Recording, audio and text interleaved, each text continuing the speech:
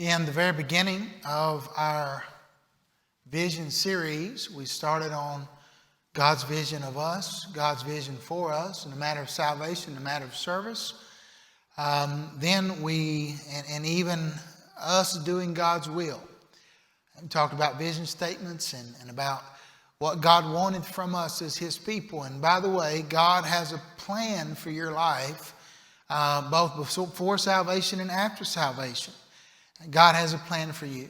And so we talked about that. And then we came to our view of God. How do we look at God? Who is He? How does He respond? What's He like?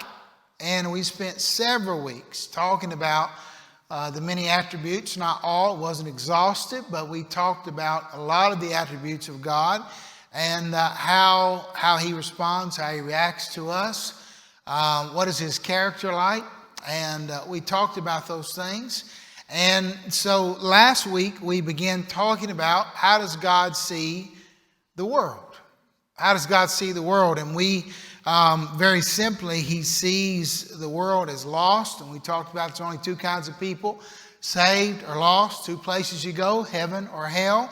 There's no in between. We talked about that. And we gave illustration in Acts chapter 8 of the Ethiopian eunuch and Philip, and how he went to him and led him to Christ. And we talked about the positioning, how that God put him right where God put Philip, right where He wanted him, even though it wasn't an easy journey, it wasn't a quick journey, but God positioned him right there. And even this week, I've been praying for God to bring somebody to me and position me. Not necessarily bring them to me, but position me where I could be a witness. And I told you about it, I believe. But that, big tree trimming truck broke down right on my road. And there's only 3 houses on my road. And they sit out there for I don't know how long, half a day. Now, I don't know if they broke down all that time or lunchtime, breakdown time. I don't know how that worked. I just know that truck was there for a long time. And God gave me an opportunity. I've talked to several of you how that God gave you opportunity this past week or recently to witness God. If we're looking, He'll bring the opportunity. There's no shortage of sinners. They're everywhere. People are lost. And so God positions us. And, really, what if you viewed, and I think we need to view it this way, what if you viewed your neighborhood as God's assignment for your life? What if you viewed your neighborhood as God's assignment for your life? What? If you go to school, you get assignments. What if, and by the way, it is our assignment. The people you're around, you say, well, there's nobody in my neighborhood, or maybe my neighborhood's family. Well, are they all saved? And then I'm talking about not just neighborhood, but I'm talking about where you work.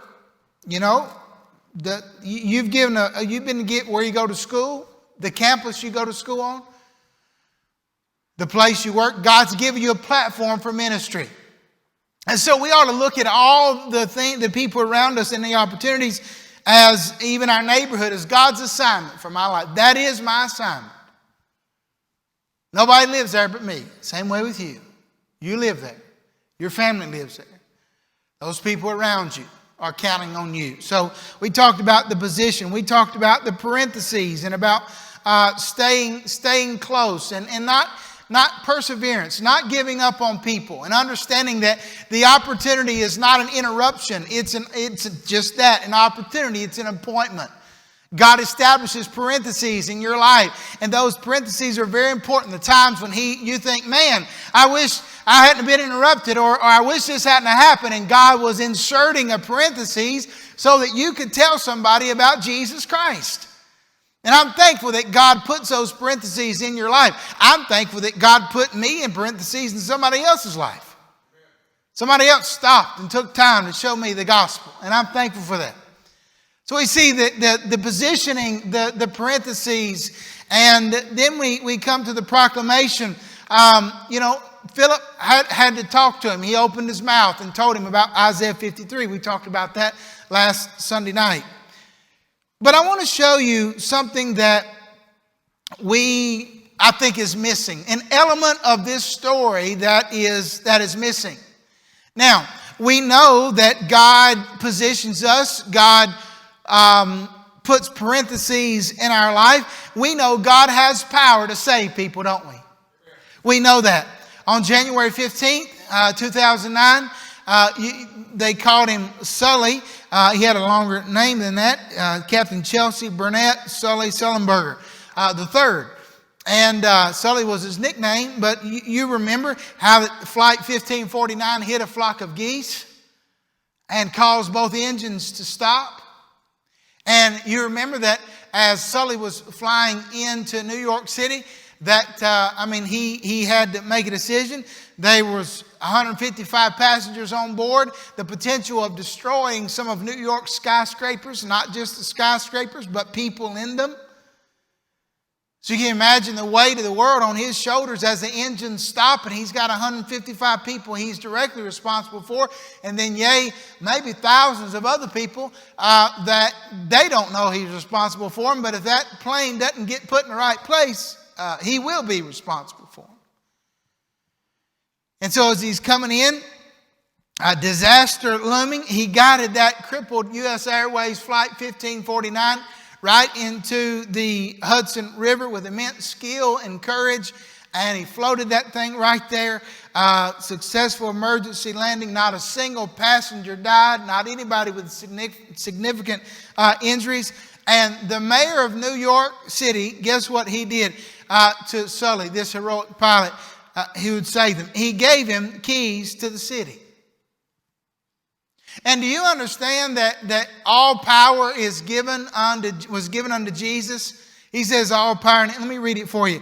Revelation 1:18. I am he that liveth and was dead, and behold, I am alive forevermore. Amen. And have the keys of hell and of death. Jesus says, I have the keys of death and hell. I have all power. He's got it all. He's not waiting for somebody to give him power. He has all power. And I'm thankful for that. I don't care who's in the White House, Jesus has all power. Jesus has all power. And so not only does he have it, so we've been positioned. How does God see us? We've been positioned, and then we have parentheses. God's inserted time in our life where we are to witness. And then God's given us the power. He said, I have all power. And then in Acts 1:8, look at Acts 1:8. But ye shall receive power after the Holy Ghost has come upon you. So not only does God have all power, but in the matter of witnessing, God gives us, he shows his power through us. He displays his power rather through us. So God saves people by his awesome power. And he says, you have this power when you're witnessing, but ye shall receive power. When? When are you going to receive power? After the Holy Ghost has come upon you to do what? And ye shall be witnesses. There's a special power in the matter of witnessing. I've noticed the protecting hand of God, the powerful hand of God in the matter of witnessing and soul winning. And if you've done it, so have you. So God has given us, he's positioned us.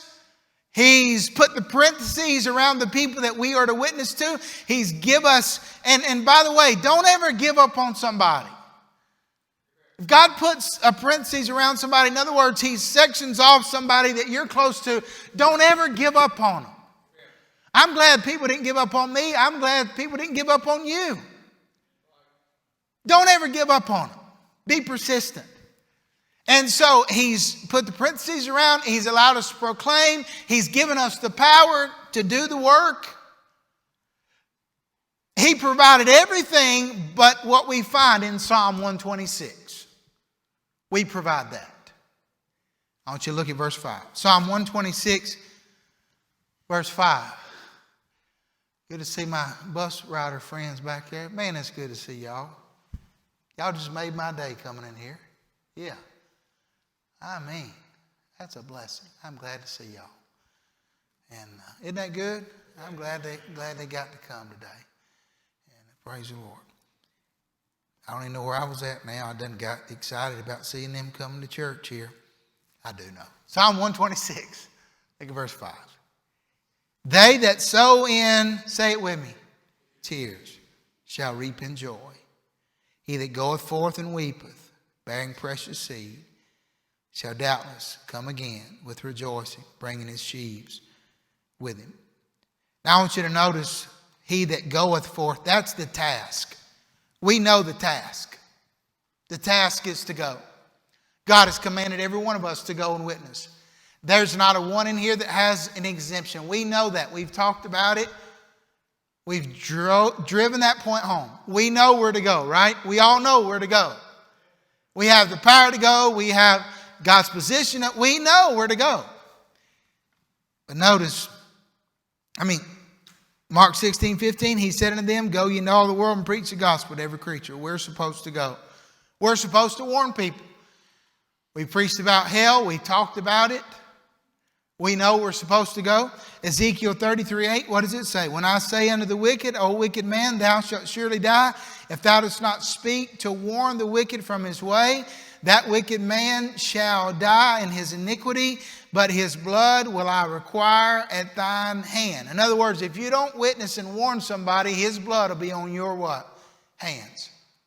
So we know that we're supposed to witness. A failure to witness means that we allow people to die and go to hell. So I think we see, we have the knowledge, we have the training, we have the intellect, we have the ability, we have technology to witness. But I want to submit something to you this morning. I think the main missing element in the fact that folks are not being saved like we'd like to see them saved, I think everybody in here would like to see more people saved. Amen. If you're saved, you want to see people saved. I think the missing element is one thing, tears. Tears. Can you think about the last time you cried? Why you cried? What made you cry? The last time you cried, what was it that caused you to cry? You know what precedes sowing here? What precedes sowing the seed? It says it twice. Tears. Tears.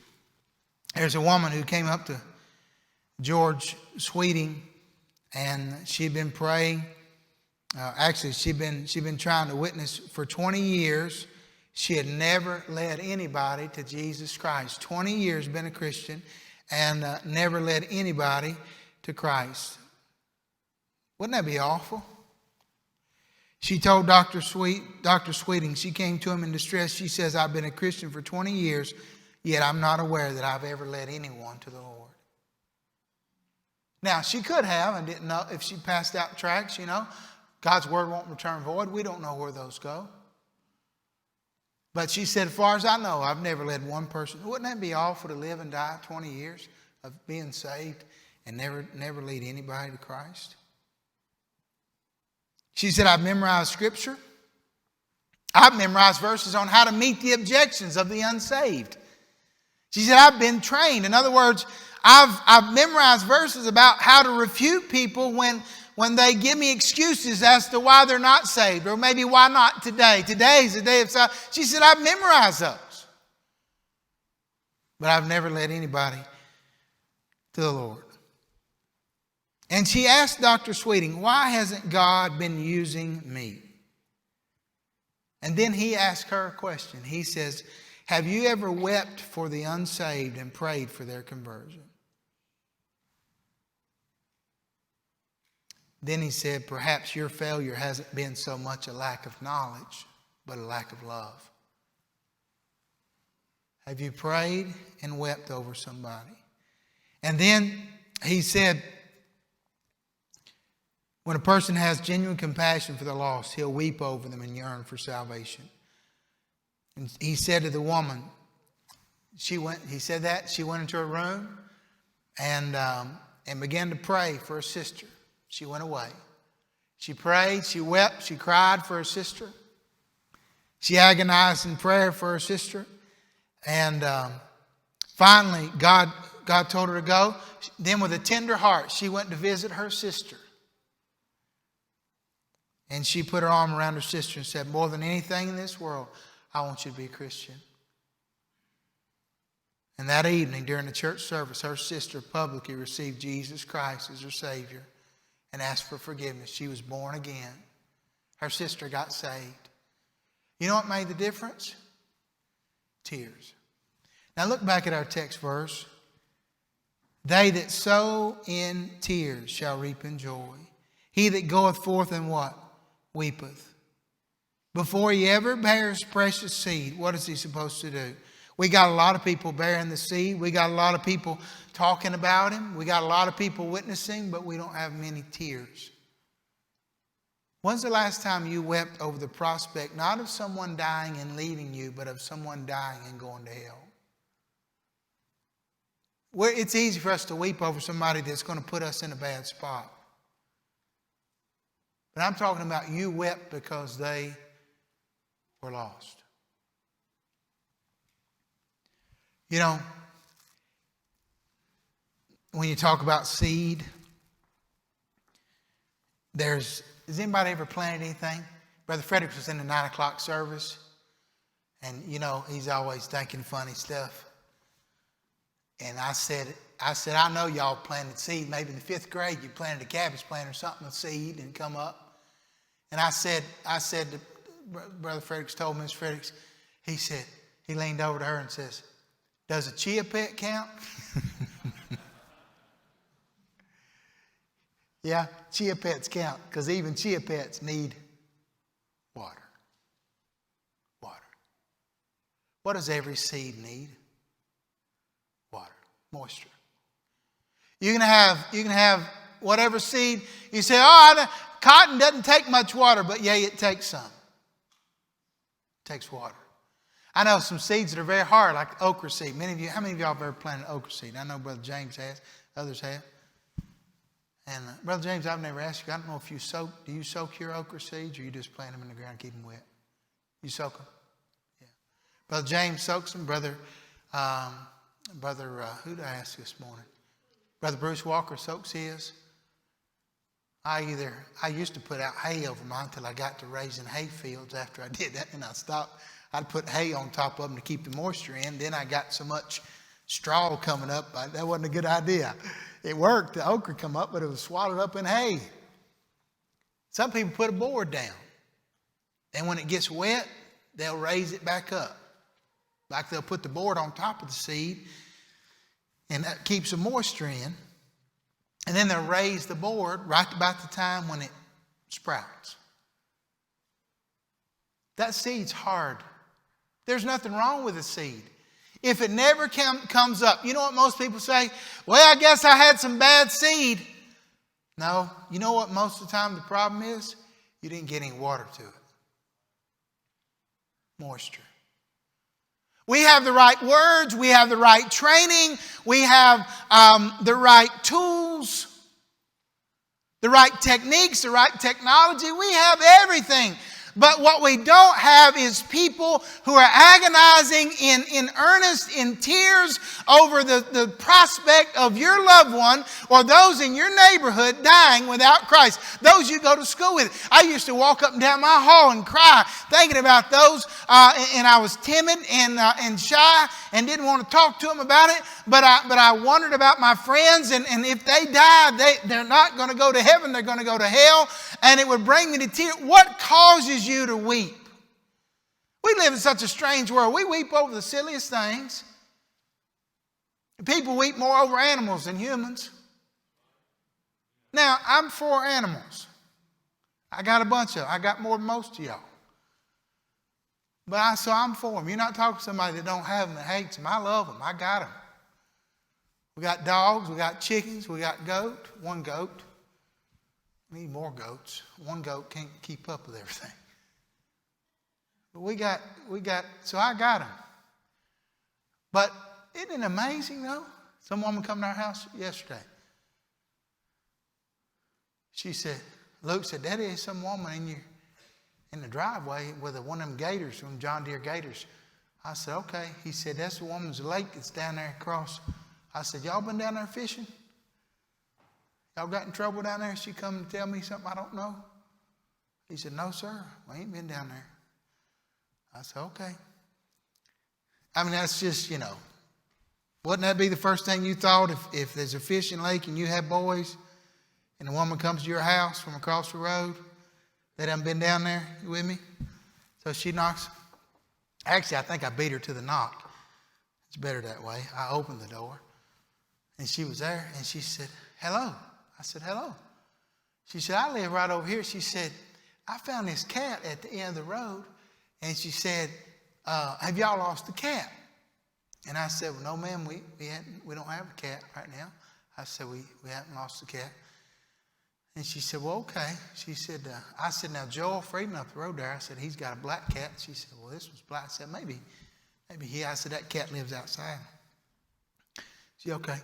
And I had some sweet potatoes, Brother James, on the porch. And I said, you want some of these? I said, I'll be glad to give you. Well, sure. My mother makes yams. She said, I know they like them. And so I got her some, give them to her. That's just, Brother James taught me that. You don't go to somebody's house and not give them. Listen, the people who've lived a little while, they know it's easier to make friends with sugar. And literally with sweet potatoes, right? Just give them something. It helps situations. Amen. So I gave them some. Well, then she turned around and she got on her. She was determined, like she wasn't wanting to stay. She was wanting to get on because she had a mission. So she went to every house to find out whose cat that was. Well, finally Luke looked at me and said, Daddy, I think I'd like that cat. She's going to give it to the pound if she don't find out whose it was. She said, I said, well, I don't mind. I said, we need a rat killer down at the barn anyway. Right? Don't act so soft on that. You know that's right. I said, we need something to get them mice down at the barn. You got barn and chickens, you got mice. And they're down there. And so I said, he said, yeah, but I'd like to maybe bring her in a little bit. Mom said, You bring no cat in here. That's an outside cat. I said, well, maybe, Luke knows he's working on me, I said, well, maybe just go see what she says. He said, well, do I need to tell her that this is going to be an outside cat? I said, well, why wouldn't you tell her that? I said, don't lie. Just tell her to. So he goes down there and he talks to the woman and asks her, and he says, I think you ought to go with me. We need to go together. I said, oh, no. If you want a cat, you'll go by yourself and you'll talk to her yourself. I said, I ain't going. You go. Trying to work on that a little bit, get him to talk to people. Don't let your kids be bashful all their life. Work on it. Amen. They'll thank you later. You talk to a person who's real bashful now, and you know one thing they'll say? They'll say, I wish y'all had made me talk more. Am I right? Right. And so I said, go on down there, I ain't going with you. So he goes down there and talks to the woman, and she says, is it going to be an inside cat or an outside cat? He says, well, it's probably going to be an outside cat. He said, we got some mice down at the barn. At the barn. She says, oh, well, this is not an outside cat. I thought, how do you know if it's an outside cat? You're still feeding it formula. You don't know if it's an outside cat. Amen. There's no sign that says outside, inside cat. She said, no, this is an inside cat. She said, I'll have to think about that.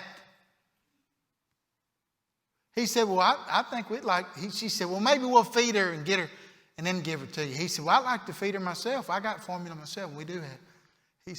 She said, we'll have to think about it. Like it's an earth-shattering decision. It's a cat she said she wanted to find. But you know the problem? We care more about animals than we do people. Now, I care about animals. And when my English setter dog died, I cried.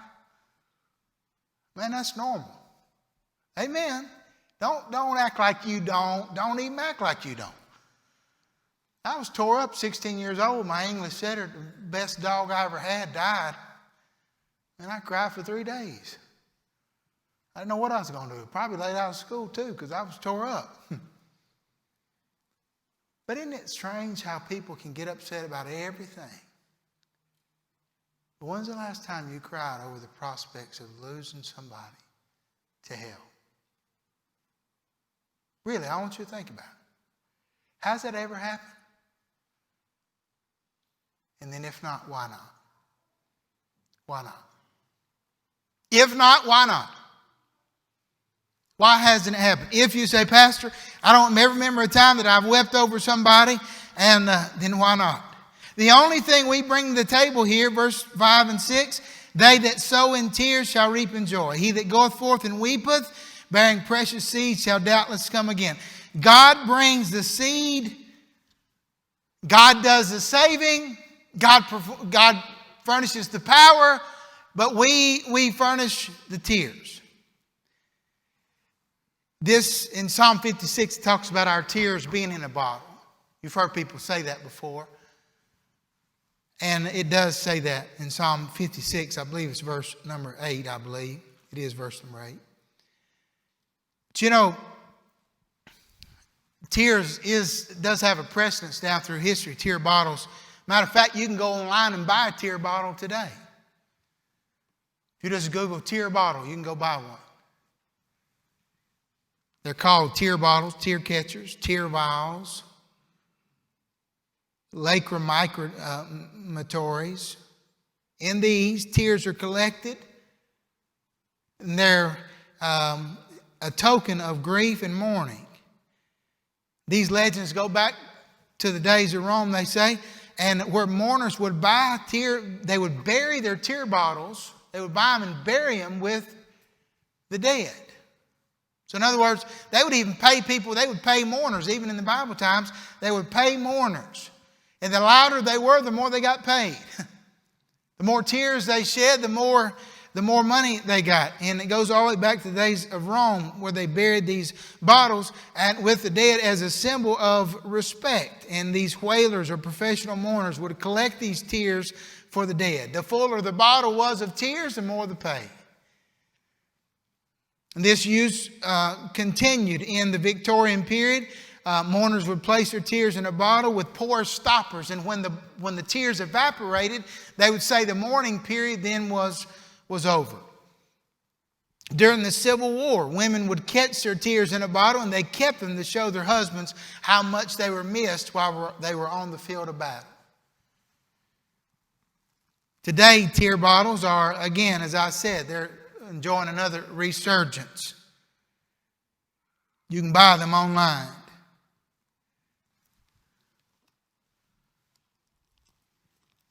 I wonder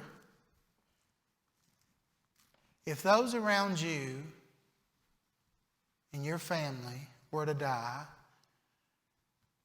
and it depended on you and your tears whether or not they got saved, how many would you have in the bottle to bury them with?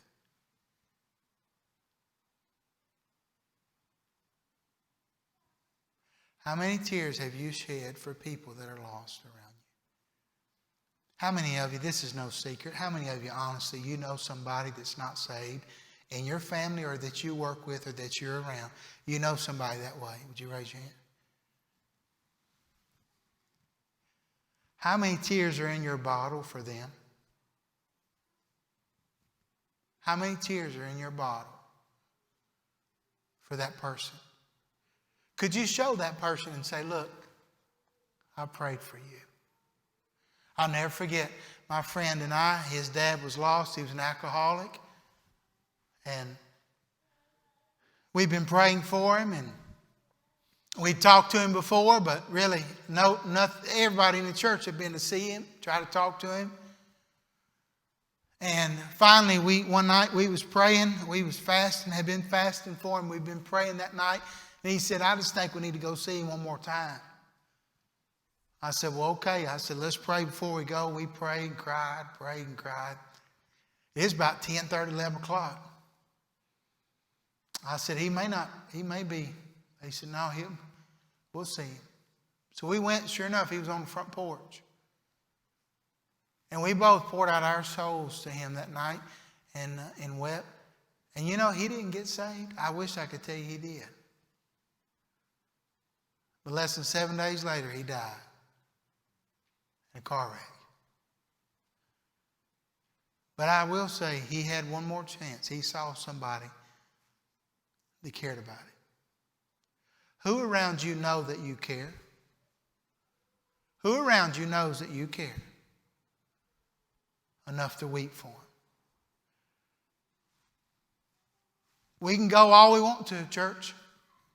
We can carry the gospel, and we ought to carry the gospel. We ought to go. We have a command to go. And when we go in the power of Jesus Christ. But the posture of going should be one of tears. We see the positioning, we see the parentheses, we see the proclamation. The posture should be one of tears, a broken heart. Broken heart. If those around you are depending on you,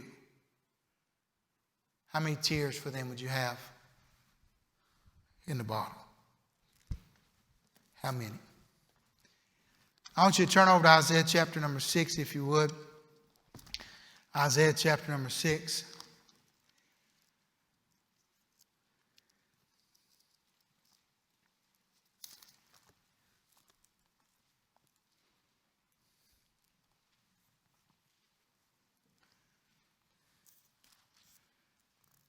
Isaiah chapter number 6, verse number 5. And we talked about this a few weeks ago, about how Isaiah saw the Lord. Verse 5, then said I, woe is me, for I'm undone, because I'm a man of unclean lips, and I dwell in the midst of a people of unclean lips. For mine eyes have seen the King, the Lord of hosts. Then flew one of the seraphims unto me, having a live coal in his hand, which he had taken with the tongs from off the altar. And he laid it upon my mouth and said, lo, this hath touched thy lips, and thine iniquities taken away, and thy sin purged. And I heard the voice of the Lord saying, whom shall I send, and who will go for us? Then said I, here am I, send me. And he said, go and tell his people, hear ye indeed, but understand not, and see ye indeed, but perceive not. So he told Isaiah, after he saw himself, after he saw the Lord, he got a burden. He then saw the need to go, and he went. Seeds need to be moistened before you go, giving the gospel. Bathe it in prayers. Do you know when tears come? When do tears come? When, just normally speaking, let's see, who in here works for EMS or fire? Brother Justin, where's he? He's there. He works for a couple of fire departments. Anybody else in EMS? And I think Brother Brad's back here in the back. And so, Brother Brad, Brother Justin, they both seen people cry. You know why people cry? Because they're desperate. When Brother Brad pulls up on a wreck and somebody's about to die, they're desperate. When Justin pulls up and somebody's having a heart attack, they're desperate. You know why we don't have tears? We're not desperate. How desperate are you for that loved one, for your son, your daughter, your mom, your dad, your grandson, your granddaughter, your cousin, your aunt, your uncle to be saved? How desperate are you? Are you desperate enough to weep continually? This kind cometh forth by nothing but by prayer and fasting. If your tears were bottled up for your loved ones, how many tears would there be? And while when they get those folks to the hospital, if Brother Brad's involved and he sees a wreck and he goes out there and he sees a wreck and the person has a broken ankle, they can fix the broken ankle. If he goes to a wreck and their left arm got crushed by the door, they can go to the hospital and they'll fix their left arm. But the trouble is, when people die and go to hell, there is no reclamation. When our loved ones die, there is no chance, no opportunity to redo that or to reclaim them or to fix what's broken. Same way it is when somebody dies in a literal wreck. It's done. You and I are around people that we may never see again, may never have another opportunity to see again. We've been positioned there. God has given us the parentheses. He's given us the power, but the right posture, it's missing from our nation. Why is there not people being saved? Pastors, not people we're in the last days. We're in the Laodicean church age. I'll tell you why people are not getting saved. They don't want to hear it. Our world's terrible. Our world's awful. And let me say, it is in a bad state, but it is in no state that the tears of God's people could not adjust. The brokenheartedness of us. I don't expect the world to be concerned. I don't expect the world to know any different. I don't expect them to do different. Sinners do what sinners do. But God's people ought to have an overarching, overwhelming burden to see those that are dying without Christ saved. And it ought to cause us to tears. It ought to call us to tears. It ought to call us to a brokenhearted when we understand that when our friends and our loved ones die, they don't get another chance to get saved. They're gone forever. And eternity is much longer than earth. If you live 70, you live 70 years, you're blessed. But you're going to live somewhere forever. Not 5, not 10, not 20, not 80, not 90 years. Forever. Our friends and family. So let me ask you. God's placed you. He's given you a platform of ministry. He's positioned you. He's given you the person. Where are the tears? I'm talking to me. We got so busy, so apathetic. And this culture has not done anything to help us with this. But we can't be lulled into lethargy by the culture. We can't be made numb by the disobedience of a society. Just because they're doing what they're doing don't mean we're numb to the fact that when they die. Because if you're not careful, you'll get numb to it all. You cut that off. Cut that off. Nobody's got anything, I'm just saying. Cut that TV off. I don't want to hear it. And guess what? I don't want to hear it. You know, last time I watched Channel 12 News, I can't tell you. Or Fox 8, any kind of news. Now, I do look up the app and I pick what I want to read, and it ain't none of that. But if you're not careful, you know what you'll get? You'll get numb to it. And you'll take all the bad that's going on and you'll put it on people. And when you look at people, you'll have a suspicious look in your eye. If you're not careful, be honest. Be honest. Don't you lie at church. We're in church. How many of y'all are in church today? Raise your hand. That's 30 of you. How many of y'all have ever had your wife wake up from a dream and think you was mean to her and she looked at you suspicious the rest of the day? Don't you lie. Has anybody ever done that? You wasn't even there. It was a dream. She was mad all day. You didn't even do nothing. You was asleep. You know, if we're not careful, we'll start looking at people like this. We'll watch news. We'll check out social media. And everybody we see.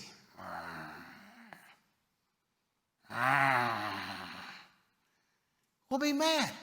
They hadn't even done anything. They hadn't done nothing. Except do what sinners do. You know what we're called to do? He that soweth in tears. He goeth forth and weepeth, bearing precious seed. We're called to weep over the erring one. Lift up the fallen. If we got this suspicious look in our eyes all the time. Yeah, I bet he's one of them. She's one of them. One of what? We're all sinners. Amen. We're all sinners. I wonder how they're going to vote. Wonder what side they're on. I tell you what side they're on. They're either lost or they're saved. They're either going to heaven or they're going to hell.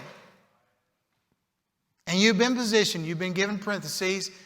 You've been given an opportunity to proclaim the gospel. Proclaim the gospel, but don't proclaim it without moisture, without the right posture.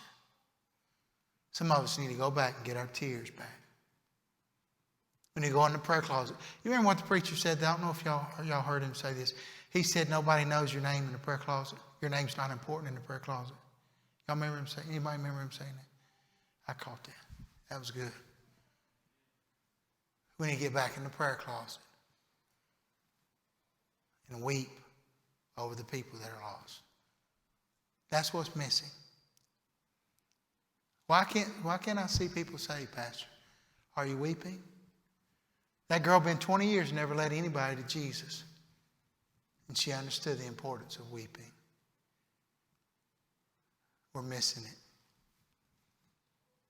I'm preaching to myself this morning. I'm preaching to us. We're missing this element, church. The burden. Burden comes when we're desperate. You don't weep until you're what? Desperate. How desperate are you to see people saved? That's when you weep. It's when you're desperate.